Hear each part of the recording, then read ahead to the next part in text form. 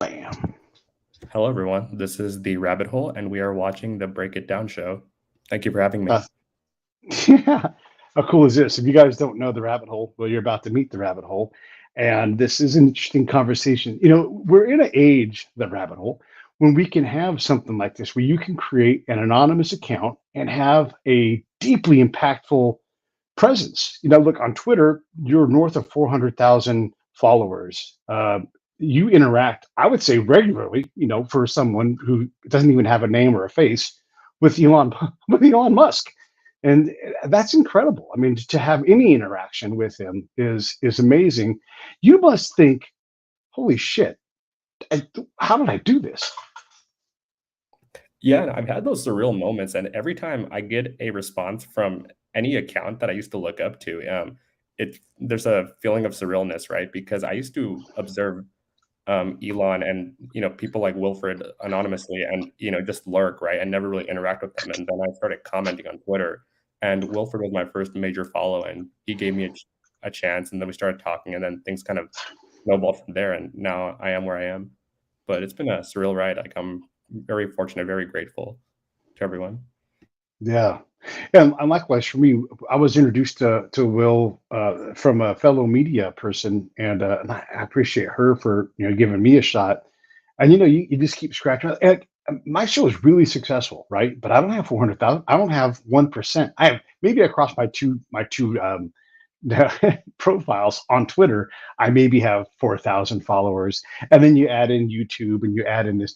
I don't get to 400,000, right? You've managed to make something.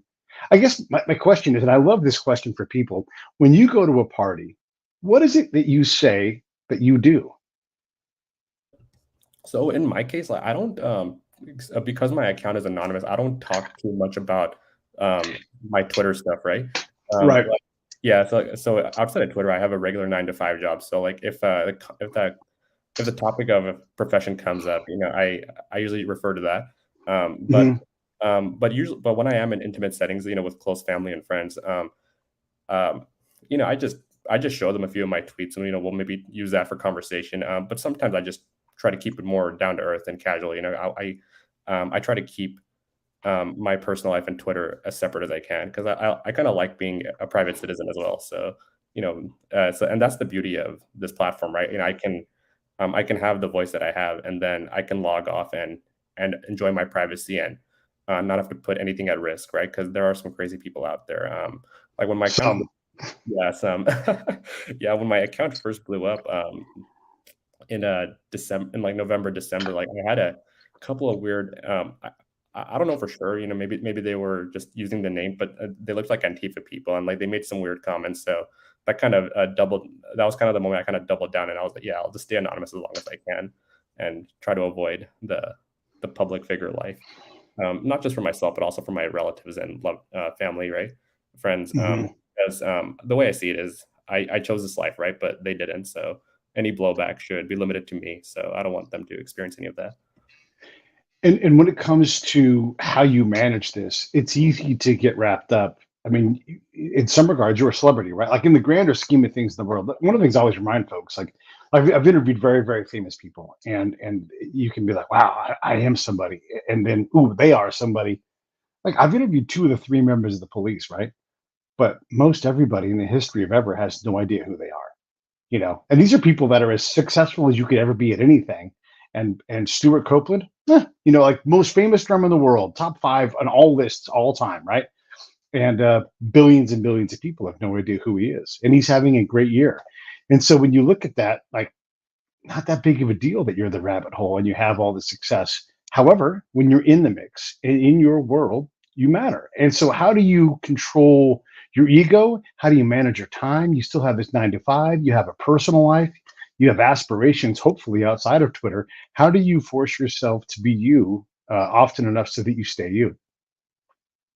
Yeah. So in my case, because I am anonymous, I can't talk too much about it off of Twitter, right? So Right. Yeah. as soon as and because a lot of people and because most people in my day-to-day life don't know, they don't know that it's me, that they just treat me as they always have, right? Like I'm still a Right. regular person, And so just like my day-to-day life is just a reminder that, okay, like, whatever I am on Twitter, like, at the end of the day, I'm just a regular human being. And I think that's how it should be for anyone, right? Like, and even if you are a public figure, no anonymity, and everybody knows who you are, like, I think it's good to stay down to earth and Mhm. relate to people, because and it makes conversations more easygoing, right? Like, and you don't want to have that awkwardness, because when I've met like famous celebrities and stuff, like, I've always felt a little bit awkward and like um and like awe of the presence, and like I can imagine that after a while that it gets tiring, right? And people just want to be treated normal. So that's also something uh, that I appreciate about this. I guess when I'm asking that question, I'm going to go back to it. How do you manage you? I'm less worried about how people interact with you because obviously you have your anonymity. But how do you hold yourself accountable so that you're not scrolling forever? You're not looking for the next dastardly list. How do you manage your time so that you're not consumed by, look, it would be very normal for you to go on to a million, or whatever it is, and double down. I mean, like if you play guitar and you had this much success and you had a top 10 hit, right? You're like, if I just played guitar twice as much and I wrote twice as many songs, I could get to the next 400,000 twice as fast. Right? That's a very normal progression for someone who's had some success. Yeah, I think so. In terms of like time management, one thing that I do is I'll have periods of the day that just work out naturally with my schedule, where I just sit down and I compose tweets. So for example, like Yeah. this morning, I tweeted out a chart of mental illness by political demographic. That tweet was composed, I think, last night or a couple days ago, and it was just sitting in my drafts folder. And then today, I was like, "Oh, this looks good. I'm just gonna tweet it out." And then, so like, when tweets go up, like, I I usually put some thought into them before, and they were just ready to go. So I think having a dedicated time to work on this stuff is good, because it kind of keeps me from obsessing over Twitter throughout the day, and the rest of the day I can focus on my 9 to 5 job, on my loved ones, my friends, whatever personal life things I have going for me. So I think that Mm, time boxing has been a helpful tool on my end. yeah. Will Riley is going to join us, everybody. If you guys know Will, he'll be popping in here in a second. He's logging in now. So you should up. And there he is. There's my buddy, Will. He's coming in. Presto Chango. Hey, Will. How are you? I'm good. How are you? I want to put you up here on the big screen along with the rabbit. Okay. I missed my mark here. I'm getting things ready to go. We were just talking, Will, about controlling ego and anonymity and managing workflows. And so I guess that's about where we're at, and what it's like to have Elon Musk or the great Will Riley to interact with your tweets. I'll turn it over to you if you want to ask a question, but those are the things we've covered so far with the rabbit hole. What do you want to ask? Yeah, so I mean, I think there are a lot of questions here, and we talked about some of them prior to the show. I don't know if you guys have covered this. Well, actually, one question that's very relevant right now would be for Rabbit. What do you think of this new phenomenon of people getting paid for tweeting?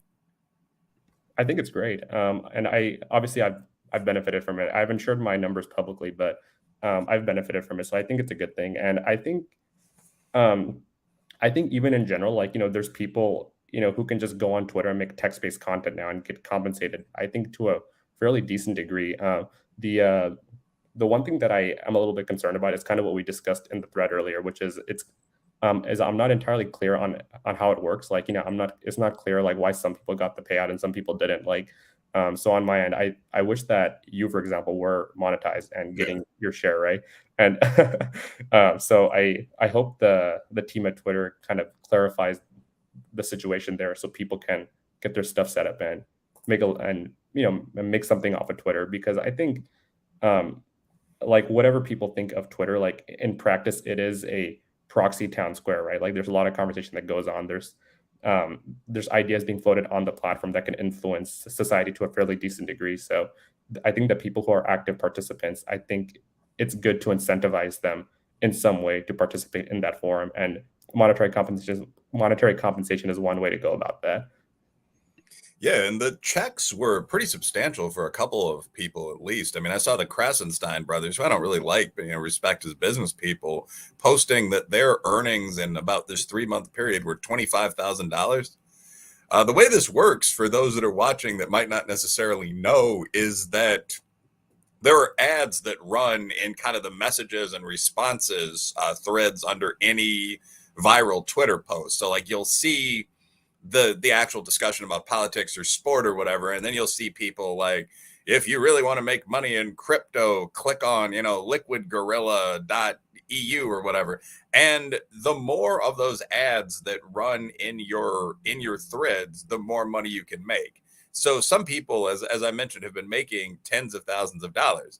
And it's not always people you'd expect. I mean, Catherine Brodsky, who's a nice person, who's a journalist from the Washington Post, has about, I think maybe 60,000 followers, only really qualified to do this for a month, and posted that she made $1,400 just because she'll ask a lot of questions. And so they're often these debates, kind of men versus feminists and so on. So as people engage, like the more people that sort of comment on whatever you say, the more money you make. So you are for that. Mhm. Yeah, I think so, because the way I see it, that every platform, whether it's Twitter or YouTube or any social media platform, like advertising revenue has always been part of the model, and whether that's a good thing or a bad thing, that's a separate conversation. But if it's gonna be part of the model, I think it's good to give a cut to the people who are making it possible, right? Because there's that saying, like if you're not paying for the product, you are the product, and in a sense, people who use social media are the product, right? So I think I think we for our contributions, it's good to have some compensation for it. The craziest number I saw was, I think it was Internet Hall of Fame. This guy made $107,000 for the Damn. first time. Yeah, that's insane. And then Billy M2K, the Dogecoin guy, he made about 37. So there's some people making solid earnings on this, even outside of the political hemisphere. So I think the possibilities that this opens up is pretty good, or pretty vast, because now, like, I think as creators see what Twitter offers, we might see a more diverse offering of content like we do on other platforms. Like, we might start seeing like TikTok style dance videos, for example, or Mr. Beast posting his YouTube videos on Twitter, right? Because now that the monetary incentives are there, I think there's gonna be an influx of content. Yeah, the one thing, and the guy behind Internet Hall of Fame, I think might be Johnny, the guy who used to do the page Niggas Be Wildin', who's like 24. So I mean, if so, that's pretty cool. Not to like shout that guy out, but it's some fairly young like kid, and so I mean that person just became 100,000 there, which is interesting. I mean, that's a page that's 1 million strong that just posts memes. So I wouldn't be surprised if that happens to a couple of people, like women taking L's and all that kind of thing. So that's interesting. These Twitter and Facebook guys are now worth hundreds of thousands of dollars. That actually brings up one question, which is that not everyone can monetize. Like apparently I can't monetize. And it's not Same. yeah, it's not the biggest deal for me, but I mean, like apparently my account's been suspended once for like questioning the oracles on COVID. And like I talk about sex. I actually have a friend at Twitter and asked him about this. And he's like, yeah, you talk a lot about like sex and sex work and so on. Like you've had sex workers on your podcast. Like, so no, we can't monetize that because theoretically someone could be a human trafficker or something, some Andrew Tate type shit. Do you think there should be these limits on who can monetize? Like no actual sex workers like Sky Smith or whatever can monetize. People that talk about certain tough topics can't monetize, or should this be open to everyone? So my ideal scenario is what Elon originally said when he first bought Twitter, which is speech that does not violate local laws will be allowed. And I think that should also apply to monetization, right? So like, unless you're breaking laws in your local jurisdiction, I think the option to monetize should be there. So I hope they roll this back, because I've also heard some of the people who are blocked from monetizing, they weren't even punished under new Twitter. They were punished under old Twitter, and the flags are still on their account, and that's stopping them from monetizing right now. So I'm hoping that the team does take a second look, so the monetization is open to more people, because otherwise I think it'll be a slow a slow descent into what other social media platforms are, right? Where only the approved orthodoxy is able to profit from the platform, and people who engage in quote unquote wrong thing aren't really able to benefit. And I don't think that's ideal for what Twitter is trying to be.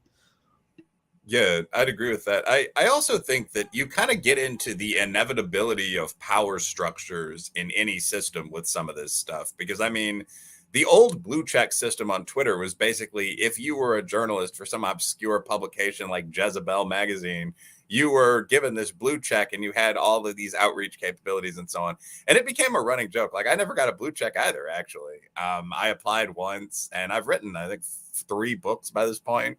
And they were just like, no, I don't know if you've made significant contributions. The whole thing was funny. But I mean, like James Lindsay was never blue checked. So the blue checks are basically taken away by Elon Musk. Like now you can buy one for $100 a year.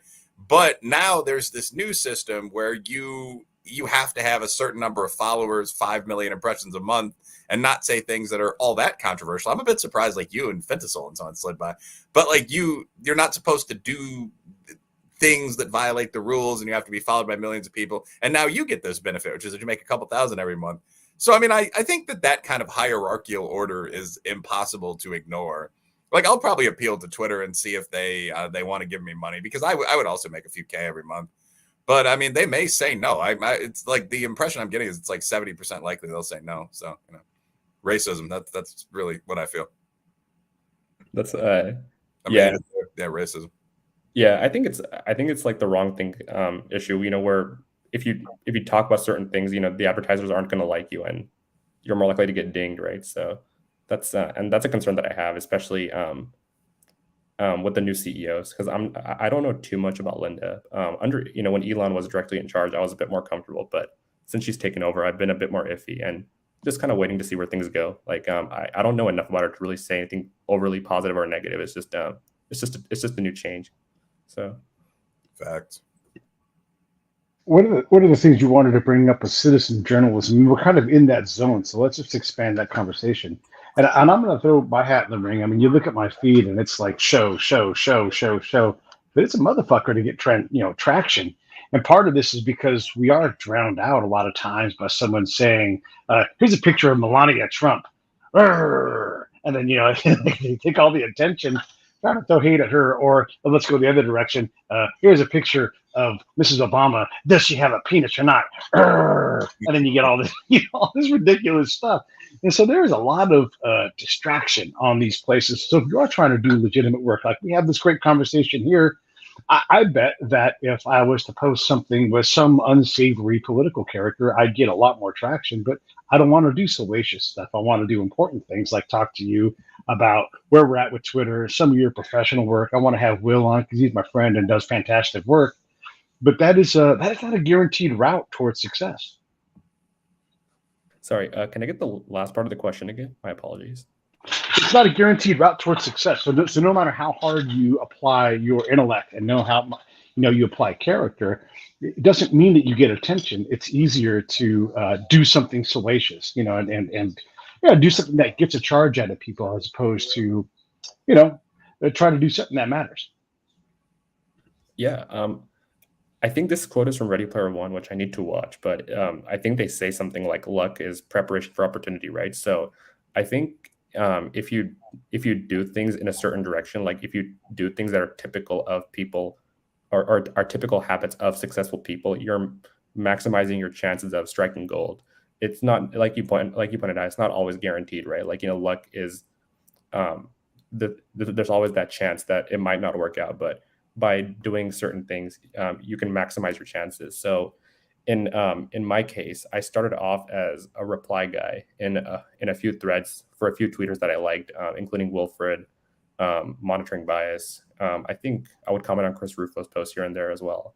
And then, I would engage in communities that I enjoyed engaging in, and I would do so in a way where I tried not to be spammy. I tried to contribute stuff that was meaningful to their threads, their discussions, and that's how I built my initial following. And then around November, December, I had my first reply from Elon, and gained about 10,000 followers from that. And then I just kept replying fairly consistently, and in the same way where I would just try to be consistent, post stuff that was relevant to what he was talking about, and then eventually I got the follow. And so like I think the main thing that I did that helped this work out for me is is always just really crazy consistent. And I would tweet every day. I would reply fairly regularly with cool people. And yeah, I think just consistency, and and and doing things that work for others um, is the best way to maximize your chances to strike gold in this area. And Mr. Beast has said similar stuff where he was making videos for years and he would get like 10 views, and eventually and he just learned the algorithm so well that he was able to fine tune his process and got to where he is now. So I think given enough time and consistency, anything's possible.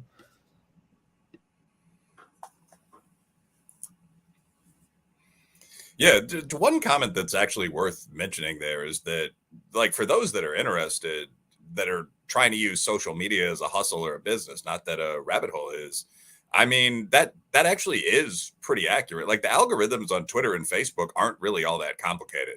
Like, I used to run a small social media company. It's called Event Collective Marketing, and the Facebook algorithm is just likes and comments. Like, if you were literally just to comment under someone's post, like, hey, I like talking with you a lot, that post would be like 5 to 6 times more likely to go viral, for example, because that would be 8 comments. So, I mean, just that basic idea of, like, if you actually want to do that, you find the people you're interested in, engage with them, maybe do some small favors if you're comfortable, say stuff that's witty and interesting, and people start following you. Like, yeah, I mean, Mr. Beast is someone who spends hours a day across all these platforms and who produces all this crazy content for him, like taking Lamborghinis to Antarctica and stuff that I'm pretty sure violates international law. So, you definitely have to put some effort into it. There's not a mystery to most things. I mean, it's the same, I would assume, with OnlyFans, although I've never really tried that model. But yeah, I mean, like, the number of people that could successfully monetize on social media right now is very small. But I mean, there is a definite way to get there over like a year if that's something you're interested in doing. Even basic things like following back if your followers aren't crazy. The question, though, is to some extent, is that a valid use of time? Like, you, for example, were just interested in the platform. So you built up a base of by now around 400,000 people. Like, the average person, I would say, that has like a solid 20,000 across platform social media audience would probably be making about $100 a month doing this. You also might want to consider like what your other options are. Yeah, There's a strategy.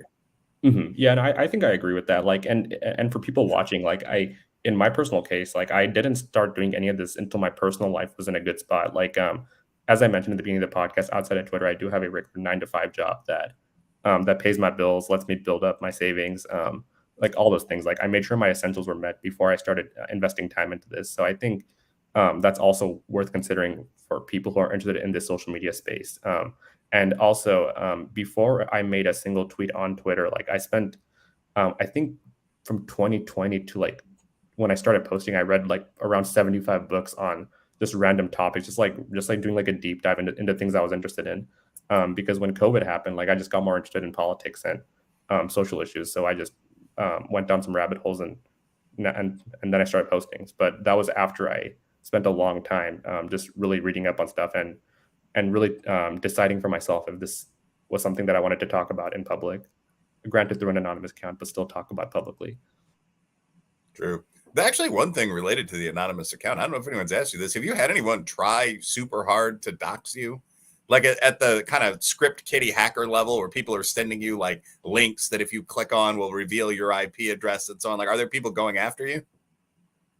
Not that I know of. And I don't know what or how I've avoided some of that attention, because I honestly did think after the Elon situation, or when I first started interacting with Elon, I would get more of those. But so far, it's been fairly smooth sailing, and knock on wood, I hope it stays that way. But I haven't noticed any particularly atrocious attempts to dox me or harass me outside of Twitter.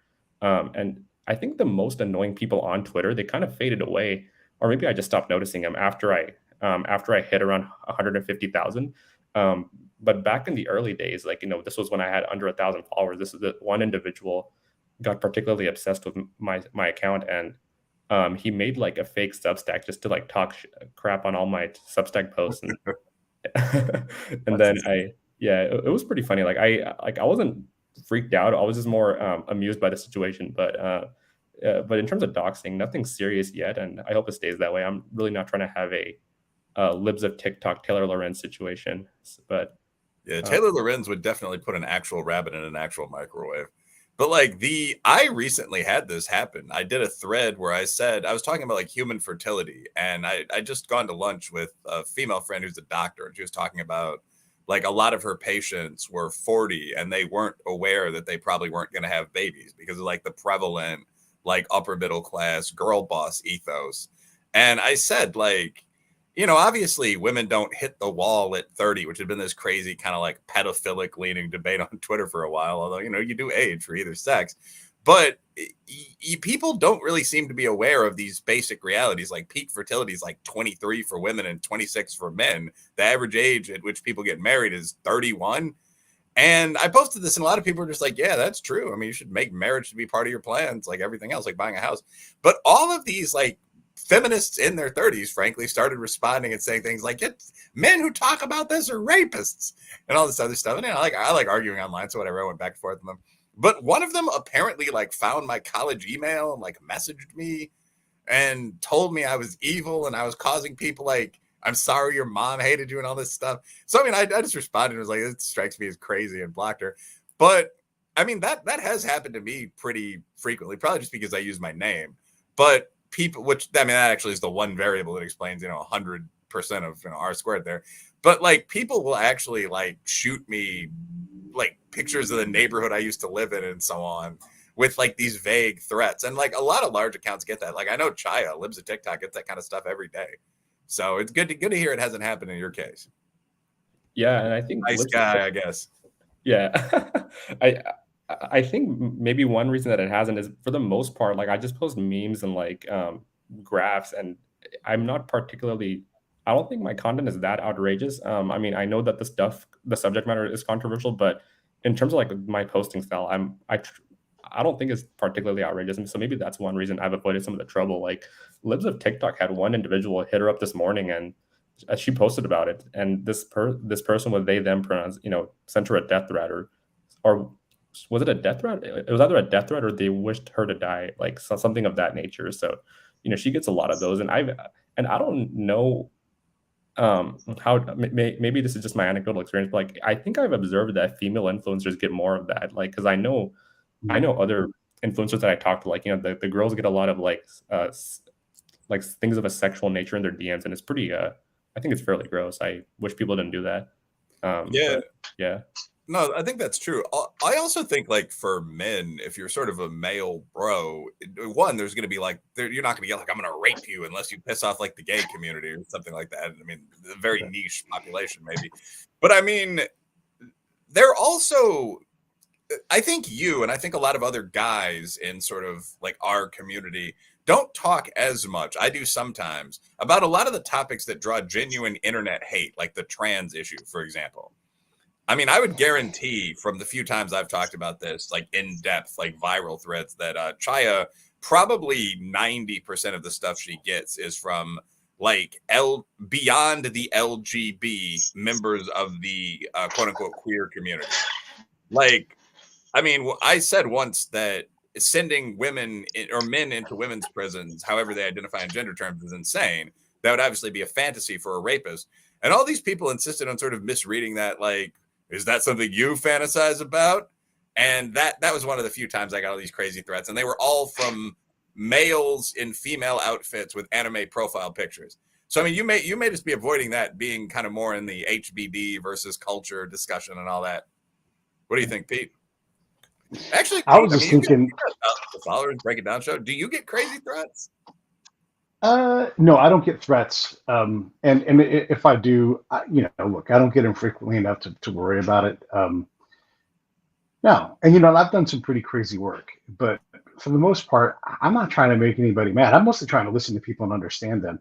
I definitely get friends who are contrary to maybe what the topic is, and they'll be upset with me for some reason. But usually, they're not watching the show; they're upset by the topic, as opposed to what's being said. And that's usually the extent of it. Then again, the next bullet on our little outline here is the racial industrial complex. So we can certainly ratchet things up and, you know, make it spicier too. Yeah. So no, I don't get a lot of threats. I'm not a threatening kind of guy, and I don't know, maybe I'm lucky. And then slam cut to something crazy happening on Twitter or something. I guess you're always ready for the next crazy thing. Uh, yeah. So, do you want to talk about the racial industrial complex? Great name, by the way. Should we get into this topic now? You just transition gracefully over. Sure. That sounds good to me. And I'll just add one last comment to the hate comments. And I think just the general mindset I have for those people is misery loves company, and miserable people are going to want to make you miserable because, misery loves company. So I think the best, most powerful thing you can do is just ignore them and deny them the pleasure. But yeah, I'm happy to transition now. Yeah, I Let me say one more thing. More aggressive with haters. Like when people would send threats, I would respond with pictures of my gun safe and like jokes about, save yourself, king. Suicide is a mortal sin, and so on. And well, like our university police chief, who I sometimes shoot with, asked me not to do that. Well, I guess this would be a cast figure, but it's just like just block these idiots, move these trolls to the trash bin, which is what I do now. I got to say this too, because some people don't realize, when you work for a university and you do send threats, and this stuff, I've got another friend who is, he's a coon ass, right? And so somebody sent him, recordings of guns going off. And he's like, I don't like it, but if they want to come walk up to me on campus, I know of 2 people that have guns on campus, the cops and me. And it's like, you do not want to walk up on a guy who, is absolutely ready. And he's like, I hope they come up close so I can kill him with my hands. This is for pressure. It's like you don't. Yeah. So don't come lightly. Some of these guys are ready, and that's silly. Let's not talk about all this threat stuff. Don't. We should clarify that a coon ass is a tough Cajun guy. By the way, it's like a Billy Badass. That's not some obscure racial slur. Right. Yeah. Exactly. Yeah. Exactly. And that person could be any kind of color. A coon ass is from the bayou, right? Yeah. And if you mess around out there, you fall off a boat, you get eaten by an alligator. No one ever knows what happens to you. Let's get into this racial complex thing. Sure. Sounds good. I guess the basic premise is I just observed, especially around 2020, that there was a huge incentive to talk about racial grievances, because the way that I saw it is, what we refer to now as legacy media, like the old establishment newspapers, New York Times, Washington Post, and the cable channels, CNN, MSNBC, they seem to be fairly on the decline. And there were a few things holding them up, including racial grifting and Donald Trump. So, and Trump was temporary, right? Like he had a 4 to 8 year shelf life at most, right? Because after his presidency ended, whether it was in 4 years or 8 years, they would need something else to talk about. So I think that's where the racial grifting really comes in, because I think they recognize that Americans have a distaste for racism and racial discrimination. And I know the definitions of those are debatable depending on who you're talking to, but I think generally it's true that Americans do not like racism. And I think the media recognizes that. So there's the media side of it where they talk about it to pump up their cable numbers. And then there's also the media side the college side of it, where there's entire degrees, Black studies, Chicano studies, Latinx studies, et cetera, that where the focus is just teaching people about racial grievances, right? And and my issue with these majors is that I don't see their utility outside of teaching people to whine. So I view it it seems a little bit predatory, where, young kids who don't know what they're getting into are going to college, getting these degrees, getting 6 figures into debt, and then graduating and realizing like, oh, I can't use this for anything, so except to whine about race and identity politics and that type of toxic nonsense. So I just observed I think my observations of what was happening in the media and in the colleges, that was kind of what inspired the term, and that's why I penned those 1 or 2 articles on it. I'm going to put a link to your Substack below. Everybody watch down below here, and I'll put that up in the comments. Go ahead, Will.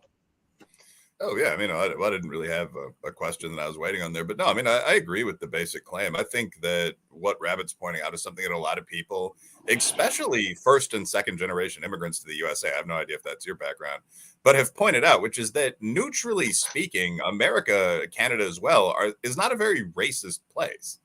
I mean, discrimination of most kinds for whites or quote unquote POCs has been formally illegal since about 1964. It's the Civil Rights Act. So one of the conundrums that a lot of people have, if you're like an Asian student, Arab American student applying to a top college, is why is this constantly in the air? I mean, why are there different orientations for different races? Like even in Kentucky and Tennessee, we're doing that now. And not at my school, fortunately, but which may be because we're more than half black. But at any rate, so the answer really is, I think, what you've landed on, which is that there's this massive institutionalized civil rights apparatus in the USA that has been around since the 1960s, and that's not only never gone anywhere, but that's actually increased in size. So, I mean, a lot of people don't think about this on a day-to-day basis, but all of the classic civil rights organizations, NAACP, of course, but like Jesse Jackson's Rainbow Push, which is a 7 or 8 figure group responsible for some of the most open racial grifting out there. If you remember the 80s and the 90s, Al Sharpton's National Action Network. I mean, all that stuff is still there, and they're being joined by kind of the young lions. I mean, whatever, colorway Sean King is on right now. I'm referring to his latest scam, not his personal background. But, the Black Lives Matter groups under Colors and all these other people, I mean, the BLM front combined received, according to The Economist, in I think 2021, about $11 billion in donations during the first year or two of the racial reckoning. So there's this massive organization, the DEI departments in every second company, probably a tenth, let's not exaggerate, but of the majors in college that are focused on this idea of the very oppressive kind of 1950s era USA. And it's an interesting reality. I mean, like I've often heard African or Eastern Europeans, grad students and such, describe the reality in America very bluntly. Like one kid put it as it's almost illegal to talk trash about native-born Black Americans, which isn't far from the truth if you think about what would happen to you as a junior professor and so on. So you contrast that with the perception, who's creating the perception. I guess a question for you guys would be, what do you do about it? Like how, if 1% of business or more is devoted to promoting grievance, how do you get rid of that? That's a question that's rarely asked. Yeah, and I think part of the reason why this stuff has persisted the way it has is because, especially post BLM in 2020, people became afraid to speak up on it, because I remember like around like in the 2010s, like in the early internet age, like, people would mock you for using the race card online. Like it was like, dude, like race wasn't even relevant until you brought it up. Like, don't bring up the race card. Like that used to be a thing. And maybe it still is, right? Like, but I think after 2020, like, that's around when let me backtrack a little bit. I think when Trump got elected and especially after 2020, that's when it became kind of taboo to joke about pulling the race card for no reason.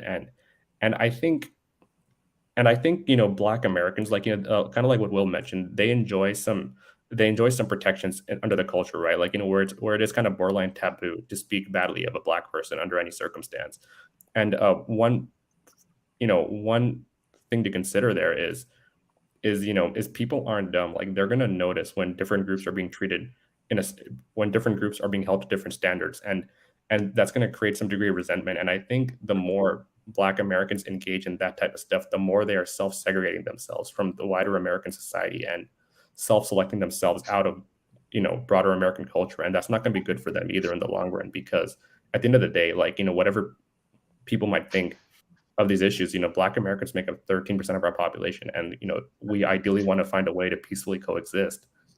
And part of that is figuring out a way to have consistent standards, and in regards to the original question Will asked, like, how do we address this? I think at a certain point, like, we just need to bravely and loudly to say, like, okay, look, we've done a lot to eliminate racism. Like, we've gotten to a point where every disparity is treated as proof of discrimination, even if there's no proof of actual discrimination of that disparity, right? Like, a disparity can exist between, let's say, Asians and whites, and that disparity isn't because of discrimination. It's just because different groups have different habits. Like Asians study more than whites on average.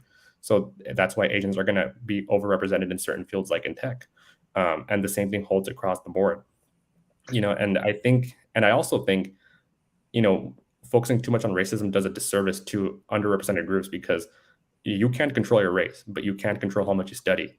So by over-focusing on race, you're denying them agency. You're denying them the knowledge on how to improve their life outcomes. And you're inducing them into a state of learned helplessness and putting them in a negative mindset and keeping them down through, and I hesitate to use the term psyops because it sounds conspiracy theory-esque, but I do think it's accurate to say it is a form of psyops and mental warfare to keep someone down like that. Yeah, I I mean, don't know if you guys saw. Go ahead. no, yeah. I mean, so one of the most interesting things you just said there is, Black Americans by this point are 13% of the country. That's worth noting in context because white Americans are only 58% of the country. So, like, one of the issues with affirmative action and so on, and I don't really think either of those things is a bad thing. I mean, the most rapidly growing minority group is Caucasian Hispanics that would be considered white in most of their countries. Second is Asians, who are outperforming everyone. So to me, the whole idea that changing demography means the damnation of the USA or something like that. Did I say Latinx? My bad if so. I think it's not a request. It's a suggestion, I think. Oh, yeah. I was like, what the hell? Maybe. You never know. You slip sometimes. But no, I mean, so like, I think the whole demographic change argument's a bit overrated, but blah, blah, blah. Anyway, the point is that arguments for affirmative action and the like are becoming increasingly weak because the moral force behind those arguments came from an era, 1930 perhaps, when the USA was a white and black country and black people, at least in the South, were oppressed. And no one would deny that sentence. The USA was a white and black country. Black folks, at least in the South, were oppressed. Today, I mean, the largest minority group is Hispanics at 18% of the population, many of whom are white, a fair number of whom are black. So you get into these odd situations. The group most disadvantaged by affirmative action is South and East Asians, right? So you get into these odd cases where, like, the successful daughter of a Bangladeshi store owner might be beaten out for an admission slot at Cornell by, the not unsuccessful son of a Latin American dentist. And that doesn't really make sense to anybody. I mean, there's no history in the USA of brutal discrimination against Venezuelans or something like that. I mean, so we now do have to figure out what the new rules are for a new era. And I mean, obviously, the simplest rule would just be to treat everyone the same. To say, we understand Irishmen had it worse than Englishmen and blacks had it worse than Irishmen, but this is 2023. We've spent billions of dollars on these questions. Everyone shut up and go run. The question is, are we as a society going to have the balls to do that? Probably at some point, because quote unquote minorities vote.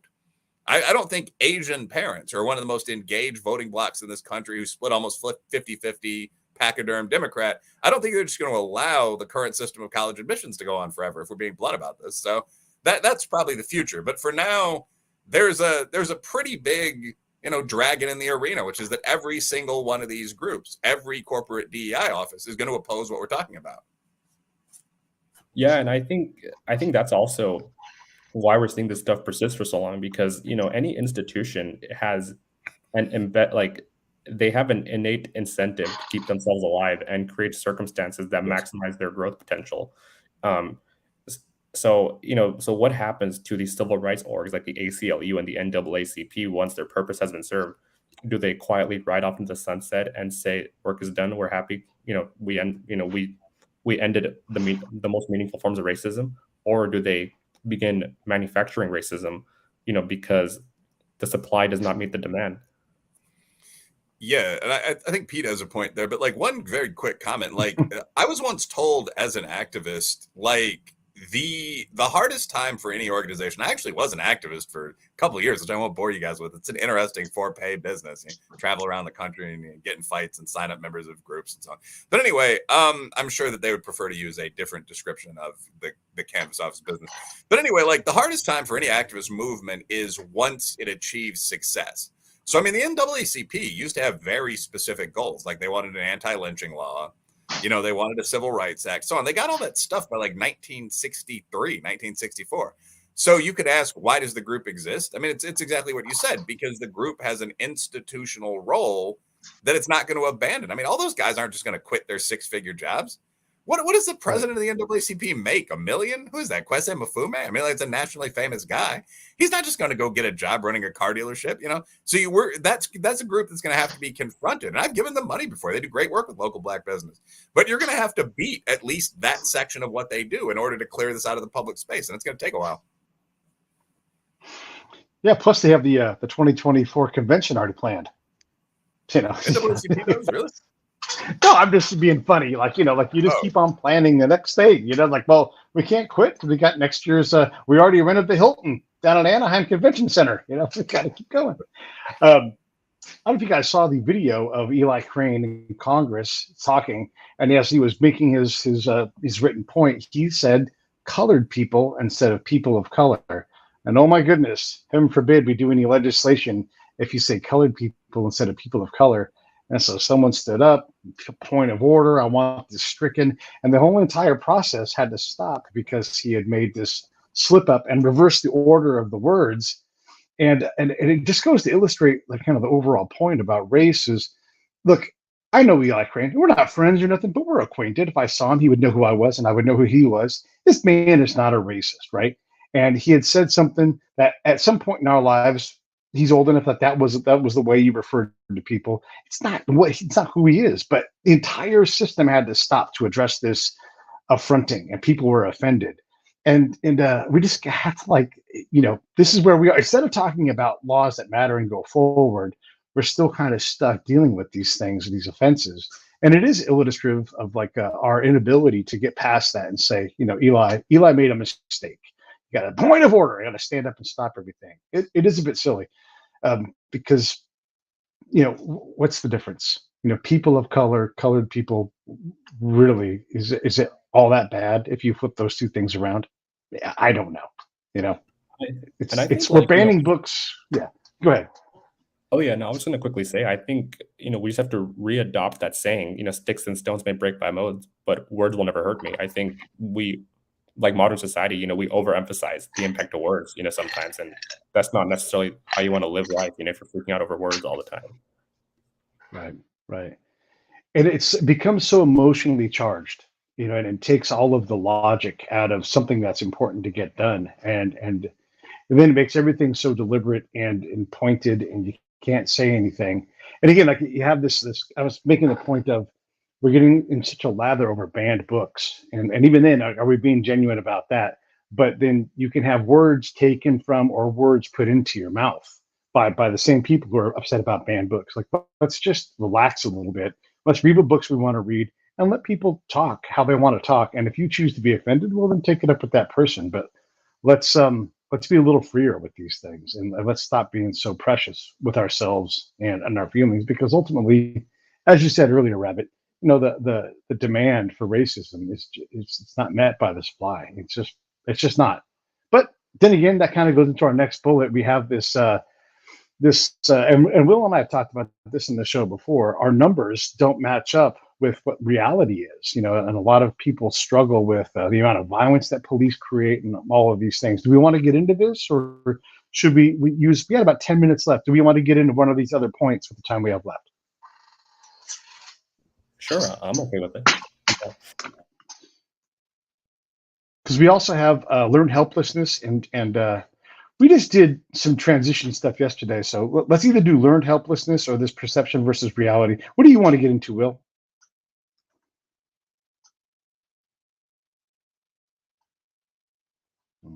I didn't hear that. I did not hear that. Mike is muted. Okay. Yeah. Are you talking about perception v reality in terms of like transgenderism and so on? It's this disconnect between what people believe and what reality is in regards to like police on black homicides, and just that general disconnect between what the reality is with I think the that stats. one's more interesting as like a broad category, because that gets into so much, like, and it does touch on the idea of like transgenderism and transhumanism. Like, are there clearly definable, knowable things? That's the one thing like any POMO person will say no to, basically. Yep. That sounds good to me. And I'll just start this off by saying, and I like using this phrase on Twitter, which is reality has an anti-woke bias. Like, no matter how much no matter how much these activists raise hell on the streets, man is going to stay man and woman is going to stay woman. And no amount of operations is going to change those facts. And in the context of policing and African-American relations, there's a very sizable number of liberals who think that the number of unarmed black men killed by police is in the thousands, 1,000, over 10,000, some of them. And I also want to take a moment to think about this for a second. Like, if I thought there were over 10,000 unarmed black men being killed by cops every year, I probably would be with BLM, and support and be more supportive of them, if not marching in the streets. But it's simply not the truth, because reality has an anti-woke bias. The true number of unarmed black men killed by cops is 11. That's been documented, and that's by the Washington Post database. So it's not like this is a right-wing newspaper like Breitbart documenting it. It's Washington Post. That's their database. So I think when you understand that the number simply isn't matching up with the perception, it just reframes the entire situation in your head. You're thinking like, oh wow, we had this huge racial reckoning over 11 unarmed deaths. And don't get me wrong, like, anytime a human life is lost, it is tragic and it's sad that it happens. But out of the millions of police interactions there are every year, 11 unarmed incidents is fairly low, and it seems unrealistic to pursue that utopian vision of, okay, it has to be zero, and that's what they move the goalpost to. It's like, once you tell them like, oh, it's not really this high, they'll be like, oh well, it should be zero. Well, that's not realistic. And also, if you really want to save black lives, then we have to talk about where black lives are being lost, which is criminal on black homicides, right?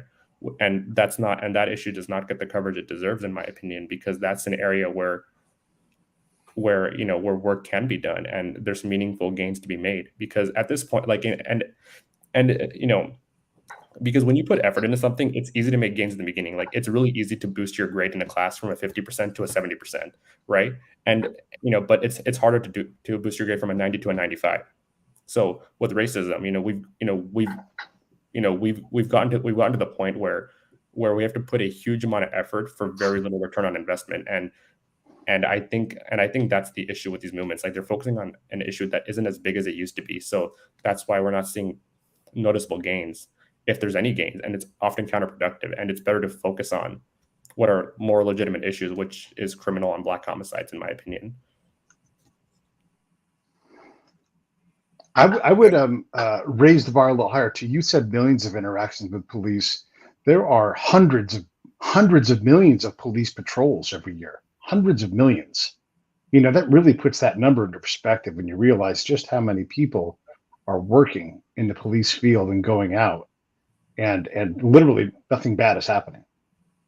It's shocking when you put it in. It's less than lightning striking and killing someone by a factor of, I don't know, well, it depends on the year, but by over a factor of 10. That's crazy when you think about that. And we're not worried about lightning striking people.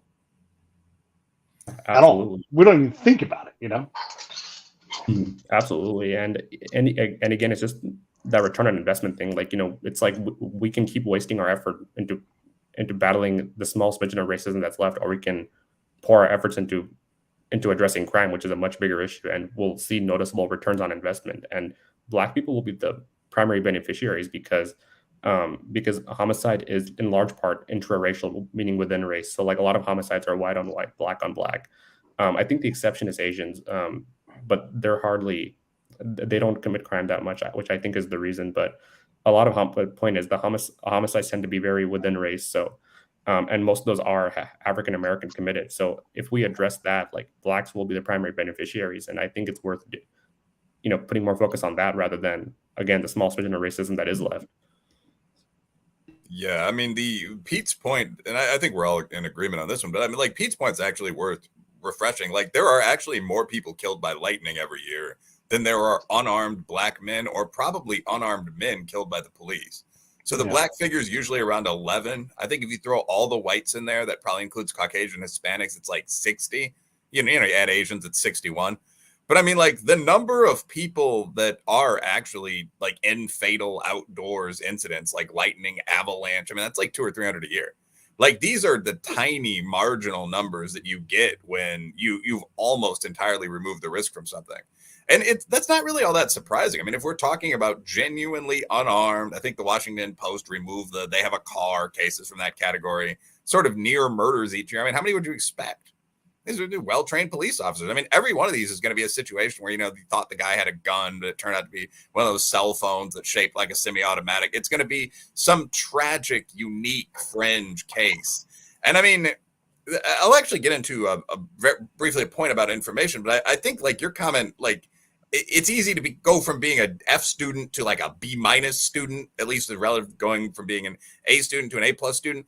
Black crime and poor white and Hispanic crime to a lesser extent, but we're focused on the Black community right now, is something that's not discussed. It's considered impolite. So every year there are almost 20,000 murders in the United States. You know, half of them at least are committed by Black people. If you cut that number, just the Black percentage, down by 20%, I mean, you've saved a substantial number of lives, 2,000-3,000. So by pulling the police back far enough that you reduce 11 to 5, you kill 3,000 more people. Like when you actually, like we're all at a leadership level, like when you actually think about that, like, is that a moral decision to make? The answer is no. It's clearly fucking insane. Why are people making the decision? Well, because of all these background assumptions and beliefs and so on that have become accepted as polite. And this is part of this general pattern of people not understanding reality. Last sentence, the thing you see is that from the middle class on up, people are way more afraid than they should be. That's the American and European pattern. You ask people about any random thing, like how many people are killed by pit bulldogs every year. And people give these estimates that are in the hundreds or the thousands. The dog attacks thing, by the way, I don't want to get in like pit bull discourse, but it's over. The figure that you see on Twitter is over the past like 12 years. Is there 257 fatal dog attacks, mostly by pit bulls? Maybe we should regulate that breed, but that means that 20 people each year are killed by dogs. The things that you encounter in day-to-day life aren't going to kill you by and large. That's why they're normal. That's why they're legal. That's why you like to see the cop on the beat. There's just this group of people that are focusing on adding hysteria to all these interactions. Yep, I agree. For a very long time, no one had ever died bungee jumping. If you jump off a bridge with a bungee cord properly attached to you, you cannot die from it. When you start to do crazier things, whatever, then okay, maybe something happened. I knew the first guy that died from it, and they did something dumb, and he rebounded up into the bridge, and they killed him. That's like, but if you ask them, they're like, oh, that's crazy. That's great. But like literally, if you jump off that thing, it's just a rubber band. You just boing, boing, boing, and then you get lower down and you're good. But if you ask people, they're like, that stuff's crazy, right? And same thing with skydiving. It's essentially, you really can't die from it, 1 in 800 chances. And it's not like every time you jump, you're losing chance. It doesn't work that way. But you're right. Well, like we think these things are hyper dangerous. And there is something to like public transit and feeling helpless. If you ride that bus and you see homeless people every day, you feel like you were literally rolling the dice every day because you do see that person who comes on with the sword and he over engages and you're like, oh my God, today is the day, right? And so there is that feeling of helplessness. And I don't blame someone in that case. But what does the public transit authority do? Like they have the lady who gets on who clearly never rides the bus and she goes, oh, it's fine. Everything's fine. And you get on the bus and you're like, it doesn't feel fine. It feels terrifying. I've been on BART. I've got a picture of BART. It's the Bay Area Rapid Transit in San Francisco. And there's a 45 dent in the side of the train. And I'm like, see, people shoot at this thing. And so that perception, it is reality sometimes, right? Because you are in a tin can with a bunch of crazy people at times. So what do you do? Like, what do you do with that? I mean, what number measures that? I mean, I can actually answer that. The number's called GPF, General Perception of Fear. And like, that's totally valid. I mean, like you guys in the military, I'm sure at higher levels than, anyone stateside. But there's a difference between like something like a GPF figure and actual risk.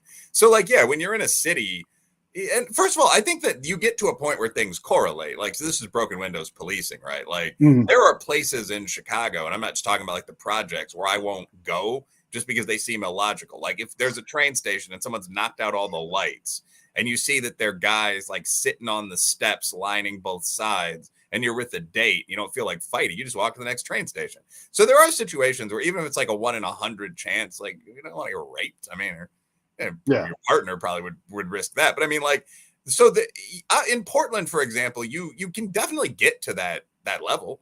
I don't think those two are uncorrelated. But when you're talking about just things that like look scary, that goes well beyond what you're talking about. Like a lot of people, both blacks and whites, think that a neighborhood that's just full of males of the other race looks scary.